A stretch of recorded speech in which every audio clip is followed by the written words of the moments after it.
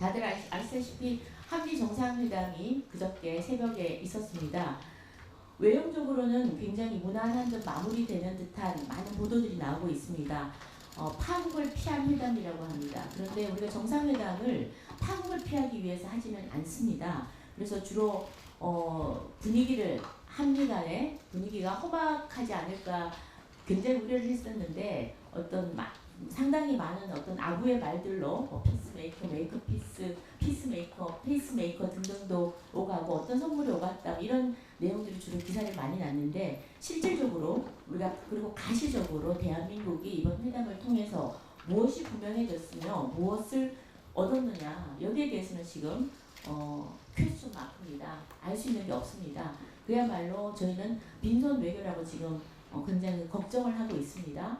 먼저 저희가 최애국 대우 또는 농산물 시장 개방 또는 3,500억 달러 투자 성격 등등 지난 7월 말에 이루어졌던 관세 협상에 대한 어떤 구체적인 해석들이 전혀 나오지 않고 불분명한 상황입니다. 특히나 한미 정상회담을 했음에도 불구하고 미국에 수출하는 한국산 자동차 관세 15%에 구체적으로 언제 시행하는 시점조차도 저희가 알 수가 없습니다.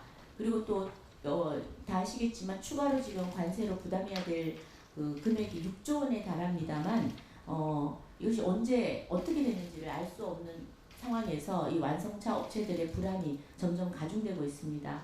그리고 이렇게 모든 것들이 제대로 분명해지지 않은 상태에서 숙제만 굉장히 많이 받아온 것 같습니다. 미국에서 주한미군 기지 소유권 이전이나 알래스카 LNG 개발, 또 미국산 무기 대규모 구매 등 새로운 요구들이 설상가상 넘쳐나서 저희들이 굉장히 큰 짐을 지고 온 그런 회담이 아니었나 걱정이 좀 앞섭니다. 또한 이재명 대통령의 그 미국 트럼프 대통령께서 북한 김정은과 대화를 추진을 요청을 했었는데 거기에 좀 긍정적인 답을 했습니다만 이 자체에 우리가 이런 그 대화 성사 자체와 집착하는 경우에 북한 핵무기가 상수로 되지 않느냐, 그래서 최악의 상황으로 가지 않느냐라는 우려도 지금 제기가 되고 있습니다. 다들 아시다시피 한미 동맹은 대한민국 안보의 근간입니다. 그래서 결국 미국과 관련된 많은 우려들은 우리가 회피할 수 없는 그런 성질의 것입니다. 그래서 오늘 그런 의미에서 오늘 토론회가 안보 또 외교 대북관계 통상 문제 각 분야의 전문가들의 해안을 좀 나눠주시는 그런 계기가 되기를 바라고 저희 국민의힘은 대한민국의 안보와 또 국익을 위해서 최선을 다할 거란 말씀을 드리고요. 지금 대한민국이 외교 통상 분야에 사실은 굉장히 희소식이 있는 듯하지만 실질적으로 느끼는 것은 산업 현장에서는 어두운 밤바다를 헤매고 있는 듯한 느낌입니다. 오늘 그 밤바다에 한 줄기 빛을 좀 밝혀주셨으면 그런 좋은 의견을 주셨으면 하는 그런 바람입니다. 모쪼록 오늘 그 토론회가 좋은 의견을 많이 내주시고 저희가 실천하는 국민의힘이 되기를 바랍니다. 그리고 오늘 전 김기현 대표님이나 나경원 대표님 다 오셔가지고 관심을 표명해 주셔서 조배숙 의원님도 함께 해주셔서 다시 한번 감사를 드립니다. 고맙습니다. 네, 좋은 말씀 감사드립니다. 네, 말씀 중에 나경원 전 원내대표님 오셔서 소개해드리겠습니다. 네, 그리고 박현우 통일위원회 간사님도 제가 소개를 누락해서 소개해드리겠습니다.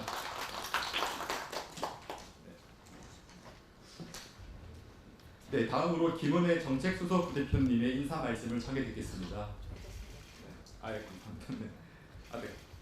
네, 그러면 다음으로 김기현 전 대표님의 말씀 한번 청해 듣겠습니다.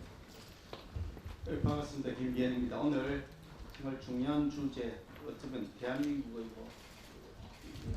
전망이 걸렸다고 봐야 하는 중요한 주제를 가지고 오늘 이 자리를 마련하게 되었는데, 저도 외통위 소속이긴 합니다만 외통위 소관이 아니라 대한민국 전체의 소관이 아닌가 할 만큼 중요한 현안이라고 생각합니다. 이번 사실 이재명 대통령의 강의와 관련해서는 뭔가 조금 성과를 냈으면 좋겠다. 당을 달리하고 이재명 대통령은 절대 대통령 돼서는 안 된다는 확신을 지금도 갖고 있는 사람이지만, 그럼에도 불구하고 대한민국을 위해서는 꼭 성과를 냈으면 좋겠다는 그런 기대를 가지고 있었는데, 결과적으로 평가하면 아무것도 하지 않았기 때문에 아무 일도 일어나지 않았다.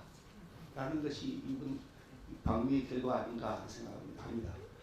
기억나는 것은 펜 하나 생각나고 펜 전달이 들어갔나? 이런 생각이 듭니다. 아무것도 하지 않았기 때문에 아무 일도 일어나지 않았다. 남은 것은 이재명 정부의 핸디캡이 남아있다. 숙청이냐 혁명이냐 그 말이 가지고 있는 그냥 이거 내가 오해했다고 말한다지만 거기에 숨어있는 가치가 무엇일까? 어마어마한 국익을 훼손하면서 자신이 가지고 있는 이런 핸디캡을 개인적 핸디캡을 극복하기 위해서 국익을 훼손하지 않을까 우리가 지금 남아있는 숙제라는 생각을 합니다. 주한미군의 전략적 유연성이 하는 것에 대해서도 전혀 지금 아무것도 나온 것이 없고 심지어 일본하고 사이에서도 정상회담을 하면서 미국 대통령이 합의해서 밝혔던 북핵 문제 해결, 비핵화 이 부분에 대해서도 미국이 아무것도 언급할 수 없다는 것은 매우 심각한 문제라는 생각을 합니다. 그래서 왜 갔는지 모르겠다. 공동 기자회견하는 것도 아니고 공동 발표문 있는 것도 아니고 그렇다고 영국처럼 무슨 서명한 문서가 하나 있는 것도 아니고 그래서 앞으로 갈 길이 대산이다 큰일이다. 캄캄한 미로를 앞으로 걸어가야 될 것이 지금 우리 대한민국 앞에 놓여있다는 생각하면서 매우 무겁고 그리고 막중한 역사적 책임을 가지고 있는 생각으로 앞으로 이 현안에 대해서 우리가 계속 천착해야 되지 않을까 생각합니다. 감사합니다. 네, 좋은 말씀 감사합니다. 네, 다음으로 나경원 의원님의 인사 말씀 청해 듣겠습니다. 먼저 오늘 주최해 주신 김건 의원님 고맙습니다. 이 한미 정상회담 결과 평가 토론회를 저도 준비하려고 딱 이렇게 하고 있었는데 김건 의원님이 하시길래 나는 그러면 무임승차하면 되겠다 생각을 하면서 우리 당의 최고의 외교통인 김건 의원님 수고해 주셔서 감사하고 또 우리 정책위 의장님 또 정책 수석님 너무 수고 많다는 말씀 드립니다. 조금 전에 김기현 전 대표님께서 말씀하신 것처럼 우리 모두 이번 한미 정상회담이 잘 되기를 기원했습니다. 왜냐하면 이것은 국익의 문제이기 때문에. 그런데 정말 결과적으로 너무 안타깝고 또 참담한 생각까지 들지 않나 이런 생각을 합니다. 먼저 이 정상회담 전에 트럼프 대통령이 날린 그 트윗은 굉장히 우리한테 충격적이었고 우리가 진위를 파악해 봐야 되지만 결국 지금 대한민국의 여러 가지 정치 상황에 대해서 유의하게 지켜보고 있다는 것을 알 수 있었습니다. 그런데 정상회담이 시작되고 나서 보면 결국 이재명 대통령이 리스크는 피했지만 본인 체면 치레를 위해서 결국 국민들에게 최대의 부담을 안겨주는 것 아닌가 이런 생각이 듭니다. 특히 지금까지 어떤 문건도 나오지 않고 있습니다. 도대체 어떤 내용이 서명되었는지 어떤 내용이 합의되었는지 알 수가 없습니다. 오히려 지금 간간히 나온 것을 보면 최대의 퍼주기가 된 것 아닌가 이런 생각이 듭니다. 실질적으로 계산을 해보면 EU와 비슷한 6천억 불 정도의 우리가 부담을 갖게 되었는데 그것에 대한 구체적인 각각의 내용이 확정되고 있지 않습니다. 그래서 어떻게 이런 말씀을 드릴 수 있을 것 같습니다. 최대의 퍼주기가 되었고 그리고 결국은 트럼프 대통령 비유 맞춰주는 것 아부하는 그런 정상회담이 되지 않았느냐. 특히 그 과정에서 김정은의 단어가 13번 등장합니다.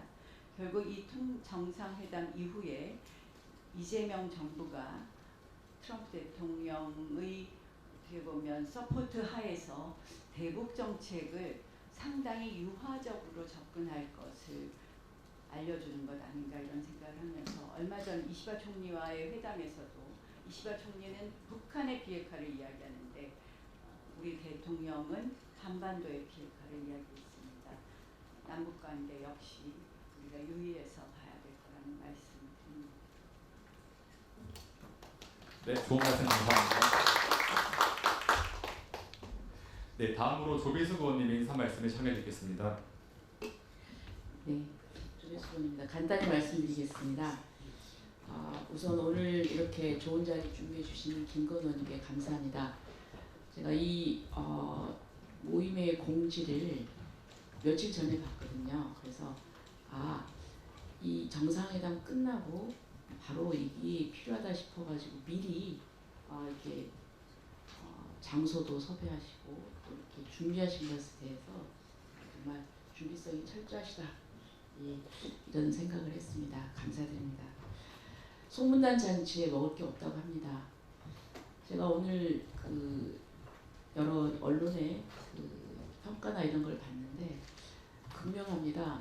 민주당 쪽에서는 아주 성과가 있었다. 그리고 트럼프 대통령과 화기애애했고 트럼프 대통령이 북한과 관계에 있어서 어떤 역할을 띄워줌으로써 아주 신뢰관계가 돈독해졌고 용비어 청구했습니다.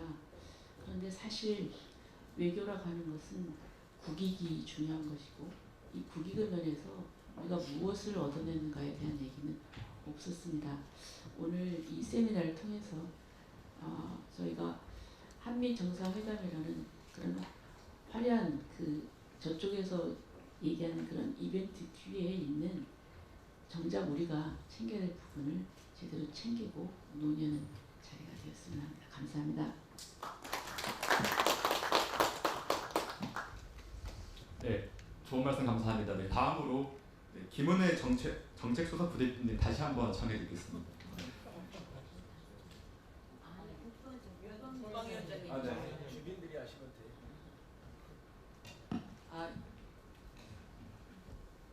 돼요. 아마 이제 원내 지도부 오늘 지금 현충원에 지금 저희가 다녀오시는 거라 대표라서 말씀 주시는 것 같은데요.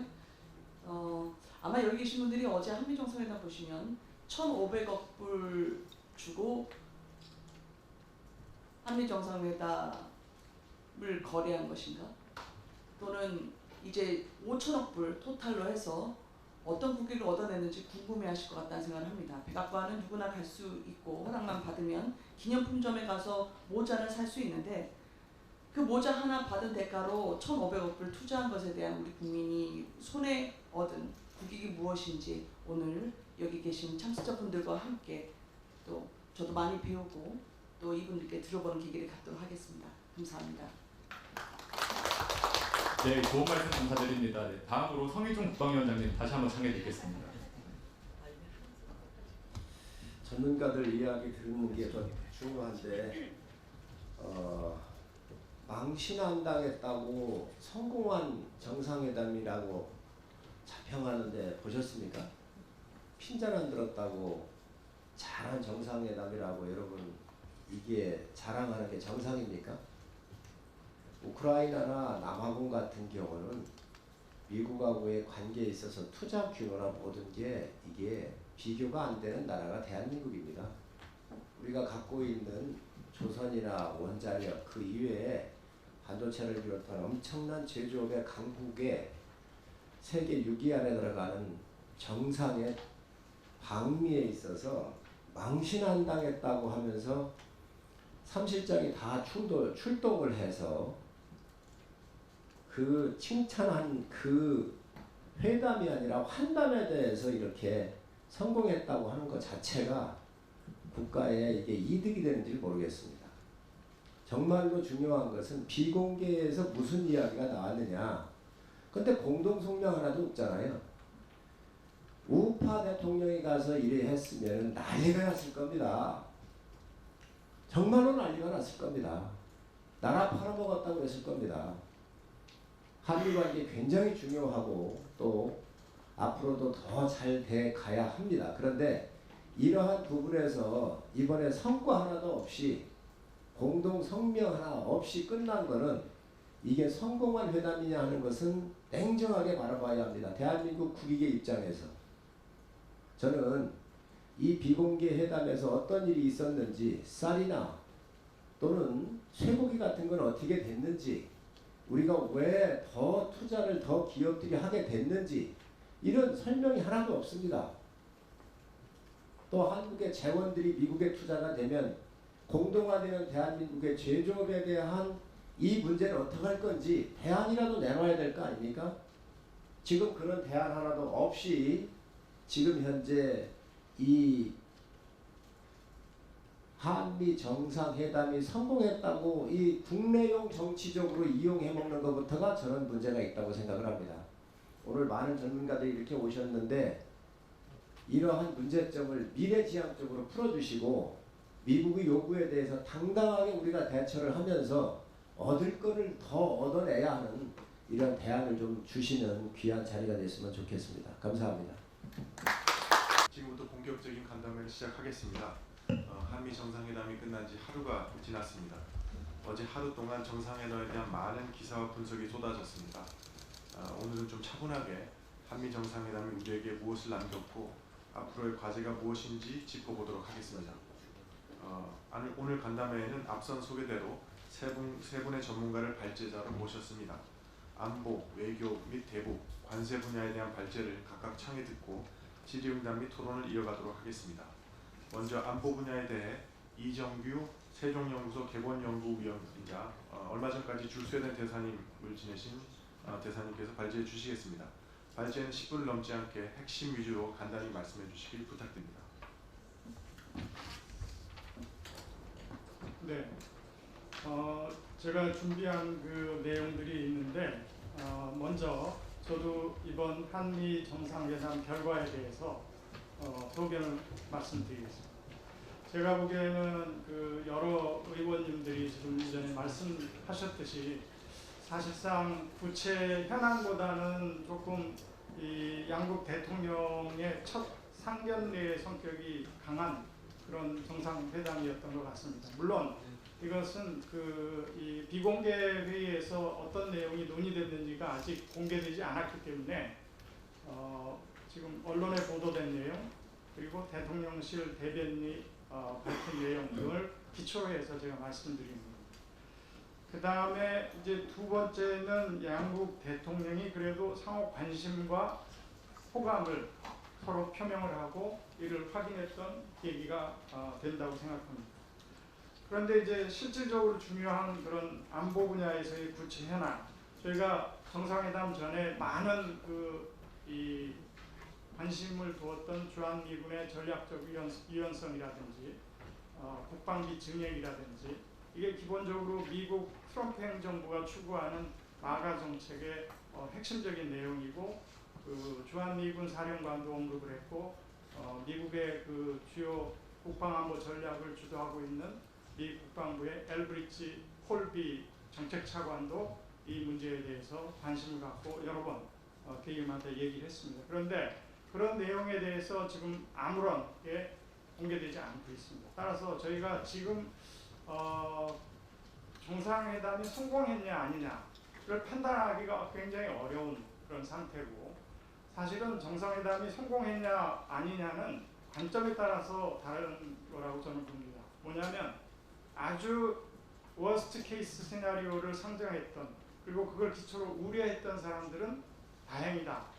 그래서 성공이다. 이렇게 평가를 하는 거고 거기서 뭔가 정상회담에서 우리가 안고 있는 안보, 북한, 그리고 경제, 관세 이런 주요 실질 이슈에 대해서 뭔가 진전을 기대했던 사람 입장에서는 아무것도 없는 껍데기다. 이렇게 이제 평가를 하기 때문에 이것은 성공적이지 않은 정상회담이다. 따라서 이 두 관점에 따라서 우리가 이 정상회담의 결과에 대해서 다른 의견을 제시할 수 있는데, 근데 이제 문제는 뭐냐면 아까도 말씀드렸듯이 저는 이 대면 정상회담이 다가 아니라고 생각합니다. 그래서 저는 정상회담이 끝난 게 아니고 이제 시작이다라고 생각합니다. 왜냐하면 트럼프 대통령의 성향상 대면 정상회담에서만 얘기하는 것으로 그치지 않고 소통의 수단이 SNS 등 그런 방법으로 굉장히 중요한 내용도 SNS를 통해서 소통을 하는 그런 스타일이기 때문에 우리는 앞으로 트럼프 대통령이 어떤 이 SNS의 메시지를 날리는지 잘 주시를 해야 되고 그 메시지가 나오기 전에 주요 현안으로 예견되었던 것에 대한 대비를 철저하게 해야 된다. 저는 그렇게 생각을 합니다.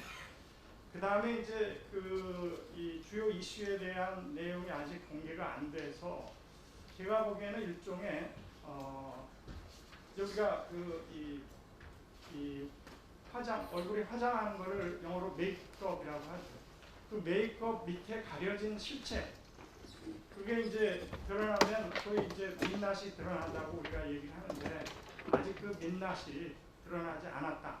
그래서 이 정상회담 결과에 대해서 우리가 평가하는 것은 그저 그냥 피상적으로 지금 나오는 언론이나 또는 그 대통령실의 발표 내용에 기초해서 한다는 것을 우리가 전제를 하고 얘기를 해야 되겠다라는 그런 생각입니다. 그래서 정상회담 결과에 대해서는 그 정도의 저희 소견을 말씀을 드리고, 다만 이제 더 중요한 건 실질 내용이기 때문에 안보 분야에서는 금방 제가 말씀드렸듯이 전략적 유연성이나 그러니까 이게 전략적 유연성이라는 것은 주한미군의 역할을 조정한다는 그런 의미이고, 또 트럼프 대통령이 그동안 이제 주로 나토 동맹국, 일본, 한국에 있는 동아시아 동맹국들을 대상으로 해서 굉장히 안보 장사를 많이 하는 그런 행보를 보여왔습니다. 그래서 우리도 그거에 대비해서 우선 우리의 이해를 좀 더 많이 하고, 또 우리는 어떻게 거기에 대응할 것인지에 대한 전략이나 비전을 우리가 갖는 것이 지금 현재 상황에서 우리가 해야 될 일이다, 그렇게 생각합니다.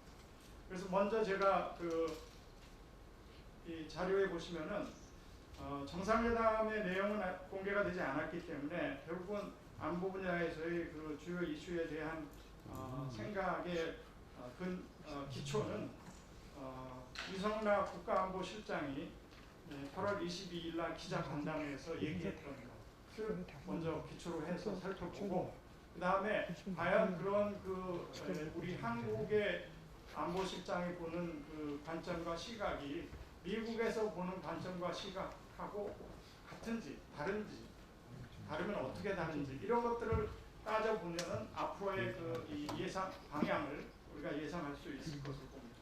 유성락 실장이 8월 22일 날 기자간담회에서 얘기했던 소위 동맹의 현대화, 이 동맹의 현대화는 안보가 더 튼튼해지는 방향, 그리고 한미 연합 방위 태세가 강화되는 방향, 이런 방향의 동맹의 현대화를 이렇게 얘기를 했습니다. 그래서 그 의미는 한국이 더 많은 기여를 하고 우리의 군사적 역량을 강화하고 또 한미연합전력 강화 방향으로 추진되어야 한다. 본인의 생각이죠. 한국의 입장에서는 주한미군의 전략적 유연성이라는 것에 대해서 이제 질의가 나오니까 이거는 지금 논의를 하고 있지만은 아직 구체적인 경위수까지 협의하는 단계 아니다. 결국은 뭐냐? 주한미군의 전략적 유연성에 대해서 한미 양국이 논의는 하고 있다는 것을 인정을 했습니다. 두 번째는 전자권 전환인데, 이 전자권 전환은 사실은 이 당장 급한 현안이 아니다. 그래서 오늘 내일 해결될 문제가 아니다. 이번 회담에서 깊게 다뤄질 현안은 아니다. 이렇게 명시적으로 얘기했습니다. 그리고 사실 전자권 전환이라는 것은 한미 간에 이미 2006년도에 반기문 라이스 외교장관 사이에 공동성명에서 일정한 합의를 이루었습니다. 그래서 이 문제는 앞으로 이제 디테일이 다뤄져야 될 문제고요. 국방비 증액 이슈에 대해서는 나토가 하나의 전례다. 전반적으로 늘어나는 흐름이 맞다라고 했는데, 사실은 이 부분에 대해서 저는 솔직히 동의하지 않습니다. 왜냐하면 나토 미국 동맹국들의 국방비 증액은 왜 그런 얘기가 나왔냐면은 이 나토는 여러 나라로 구성이 되어 있기 때문에 미국이 절대적인 투자와 어떤 기여를 통해서 나토라는 게 운영이 되고 있는데, 일부 나토 유럽 동맹국들은 자국의 국방비는 굉장히 낮은 수준으로 유지를 하기 때문에 그야말로 무임승차라는 얘기가 나올 수밖에 없는 그런 상황이고, 우리는 그런 집단안보 체제라기보다는 양국 간의 동맹을 기초로 해서 하기 때문에 한국에 대해서까지 나토하고 비슷한 국방비 증액을 요구하는 게 당연시 되어서는 안 된다고 저는 생각을 합니다. 그래서 이 부분에 대해서 저는 조금 다른 생각인데 여하튼 국방비 증액 이슈에 대해서는 뭐 나토가 전례가 된다, 또 대체로 그 늘어나는 것이 흐름에 맞다라고 얘기를 했었고요. 그 다음에 중요한 이슈가 그 한미 원자력 협정입니다. 이 한미 원자력 협정이 왜 중요하냐면 지금 우리는 그 농축이나 제철이 그 기술을 갖고 있지 않습니다. 못 가진 겁니다. 안 가진 게 아니고. 그런데 이게 사실은 그 이 핵 잠재력이라는 그런 군사안보적인 그 전략 맥락에서도 중요하지만 더 중요한 것은 경제 산업적으로 우리가 필요한 기술이기 때문에 더 중요하다는 것입니다. 농축 기술이라는 것은 지금 그 우리가 그 원전을 해외로 많이 수출을 하는데 그 원전을 수출할 때 그 이 상대국에서는 대개 원전 그 자체에 플러스해서 연료의 공급까지도 안정적으로 보장을 받기를 원합니다. 그런데 이 연료라는 것은 결국은 농축 기술이 있어야만 우리가 연료를 공급할 수 있고, 따라서 우라늄을 저희가 그 해외에서 갖고 오더라도 그걸 저농축 우라늄을 농축을 하는 기술이 없으면 연료 공급을 할 수가 없습니다. 그것뿐만 아니고 우리 원전에 대한 연료 공급 차원에서도 이 농축 기술은 필요한 거고, 제철이라는 것은 우리 많은 원전에서 그 이 사용 후 연료가 이제 배출이 나오기 때문에 그것을 수조에 지금 계속 저장을 하는데 2030년이면 그게 완전히 그 풀이 됩니다. 따라서 그 이후에 그러면 어디에 그걸 보관할 것인지의 문제가 심각하게 지금 현실로 대두하고 있습니다. 따라서 이거는 우리가 제철이 기술을 가져야만 그 사용 후 연료를 재활용을 할 수 있고, 또 환경적으로나 지금 그 핵폐기물 우리 저장 시설을 그 새로 짓겠다 그러면 어떤 지역의 주민들도 그걸 환영하지 않고 반대하는 입장. 따라서 이런 이 사회적인 그 어떤 현실 그리고 산업적인 현실의 기초에서 농축과 제철이 기술이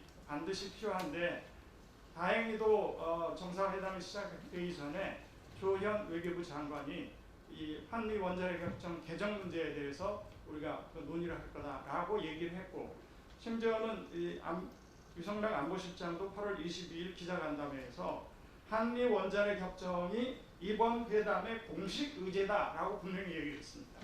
따라서 저는 공개는 안 됐지만 분명히 정상회담 과정에서 논의가 됐을 것으로 그렇게 확신을 하고, 그 내용이 어떻게 논의가 됐는지 그걸 우리가 분명히 모니터해야 되고 추적을 해야 합니다.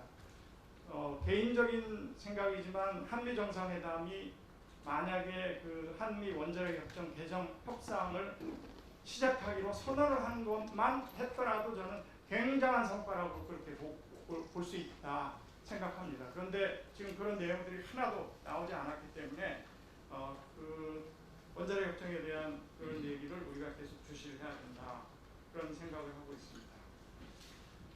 그런데 이에 반해서 미국 쪽에서 동맹의 현대화는 뭐를 얘기하고 있냐? 미 국방부 대변인이 8월 8일 날 동맹의 현대화를 어떻게 표현을 했냐면, 한반도와 그 너머에 대한 신뢰할 수 있는 억제력을 확보하기 위해 우리의 연합태세를 적응하고 또 상호운용성을 심화하고 전 영역에 걸친 협력을 확대해 나가는 것을 포함한다.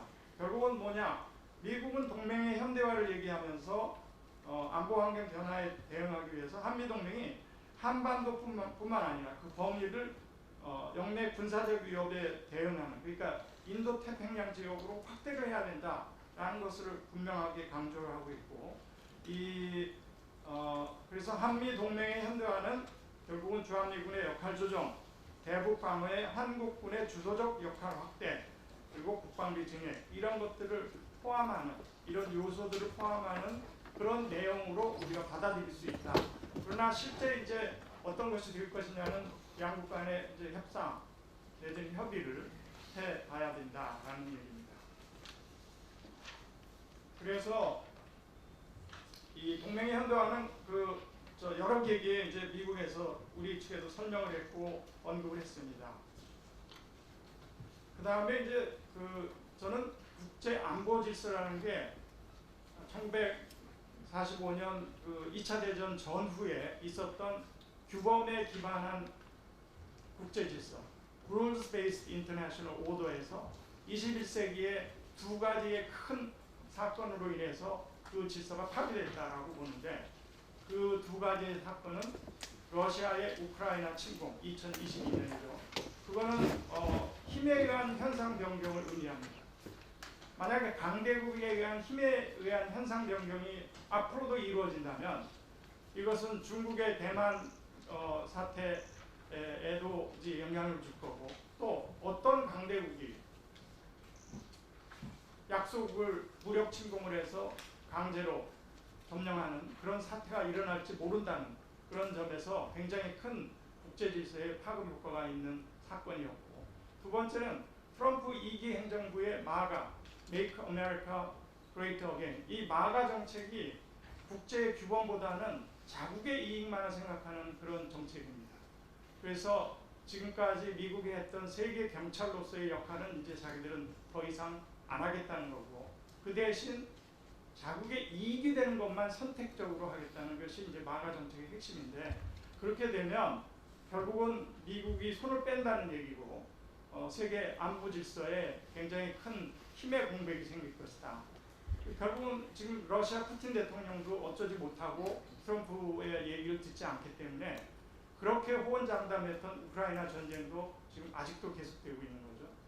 그리고 그 가자 지구에 대한 그 이스라엘 공격도 계속되고 있고. 그러니까 트럼프 대통령은 그 스타일이 그래서 그런지 처음에는 굉장히 허장성세를 보이는데 결국 그게 실질적으로는 결과물로는 별로 나타나지 않고 있다. 그래서 지금 세계 안보 질서가 굉장히 그 요동을 치고 있다라는 그런 것이고, 마가 정책에 대해서는 제가 이미 설명을 했고요. 마가 정책이 한반도에 미치는 영향도 이것이 이제 미국 그 국방 안보의 최우선 순위인 중국 견제, 그리고 그걸 위해서 동맹국끼리 안보 분담을 좀 강화할 것이다. 이게 이제 전략적 유연성의 문제고 동맹의 현대화, 그런 이제 내용으로 연결이 되는 것입니다. 전략적 유연성이 만약에 이제 미국이 본격적으로 행사를 하게 되면 이 한반도 안보에 분백이 생길 수 있습니다. 왜냐하면 주한미군은 지금까지 대북 억제에 집중을 해서 그 임무를 수행하고 왔는데, 이제는 중국 견제, 인태 지역의 안보 안정을 위해서 범위를 확장한다 그러면 상대적으로 대북 억제에 대한 그 비중이 낮아질 수밖에 없고, 그거를 미국에서는 한국군이 좀 더 맡아달라는 그런 의미인데, 그걸 어떻게 그 공백을 메꿀 것인지의 문제를 이제 양국 간에 협상할 때 구체적으로 심도 있게 논의를 해야 된다라는 생각이 듭니다. 이 전략적 유연성에 대한 문제는 제가 말씀드렸듯이 2006년도에 이렇게 그 반기문 라이스 공동 성명을 통해서 얘기를 했습니다. 결국 요즘은 뭐냐? 한국이 주한미군의 전략적 유연성의 필요성을 존중을 한다. 대신 미국은 한국이 국민들의 의사에 반해서 동북아 지역 분쟁에 개입하지 않는다는 그 한국의 입장을 또 존중한다. 이렇게 지금 합의가 되어 있습니다.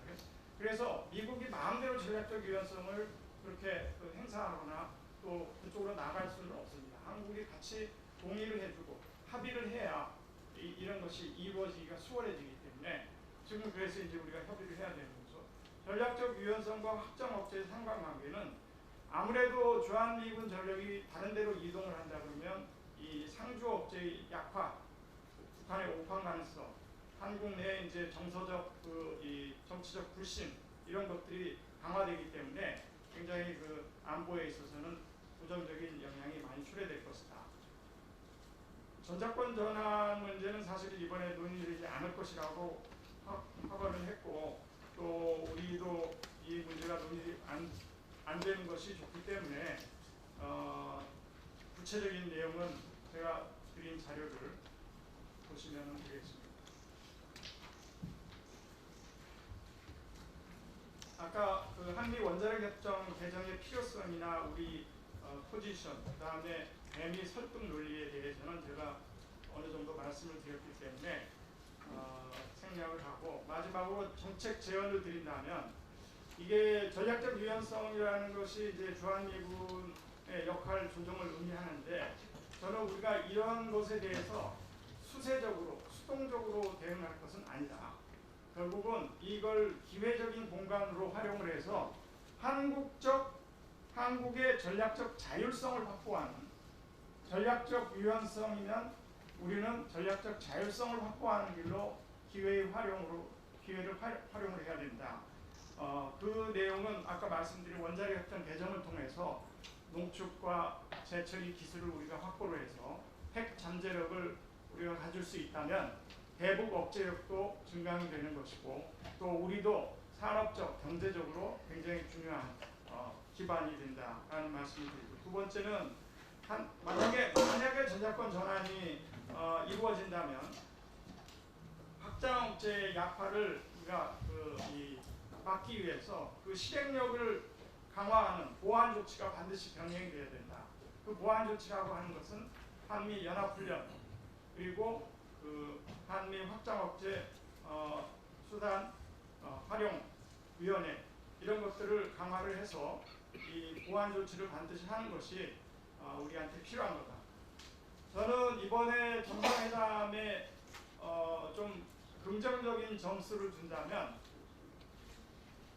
미국의 그 정상 방문을 하면서 동시에 그 타이밍에 중국에 특사단을 보냈다는 것은 저는 굉장히 외교적인 관점에서는 잘한 거라고 생각합니다. 왜냐하면 우리가 미중 간에 무슨 양자택일, 어느 쪽 한쪽만을 택할 수 없는 현실이기 때문에 외교에서 가장 중요한 해칭을 해야 되는데, 그런 측면에서 특사단이 가서 정상 친서를 전달하고 하는 것은 굉장히 유용한 그런 측면이 있었다.